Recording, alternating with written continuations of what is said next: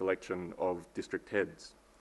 And another feature of the stagnation has been the weakening and challenges to some of the impressive institutions formed under democracy, particularly the Anti-Corruption Commission, or KPK, and I'll say a bit later about the latest challenge to that institution last October.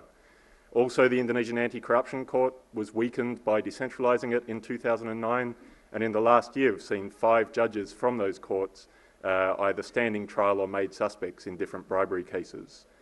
You also have anti-corruption campaigners in Indonesia still complaining of the light sentences those courts hand down and complaining of a higher acquittal rate, albeit up from 0% when it was a centralised court. In politics, political parties have established barriers to try to prevent, or that do prevent, new candidates from making their way into politics. Admittedly, their grip on exactly who makes it into the DPR has been weakened by the reform before the last election to allocate seats based on which candidate gets the most votes rather than who's highest on the party list. But the cost of running for office at national level is still prohibitive for many Indonesians. Most of the DPR members I spoke to estimated they might spend around $100,000 on their campaign to for re-election, and beyond that you've got to consider the cost of securing a position on a party list.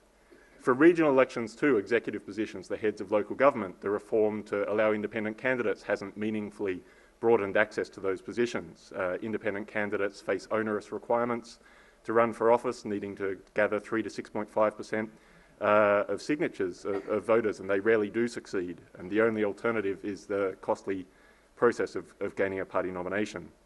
At presidential level, the political parties have established a 20% of seats or 25% of valid votes threshold to nominate a candidate. And this restrictive process meant in 2009 there were only 3 establishment candidates to choose from: the admittedly popular at the time incumbent President Yudhoyono, the incumbent Vice President Yusuf Kala, and a former president in Megawati Soekarno-Putri.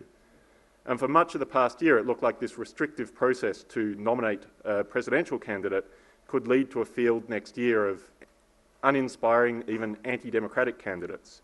If the top 4 parties early last year had nominated their likely candidates for an election there and then, you would have seen an election between Megawati, already twice a loser in direct presidential elections, Abu Rizal Bakri, a notorious business tycoon, Prabowo Subianto, a disgraced former general and Suharto's son-in-law, and a yet-to-be-determined Partai Demokrat successor to Yudhoyono.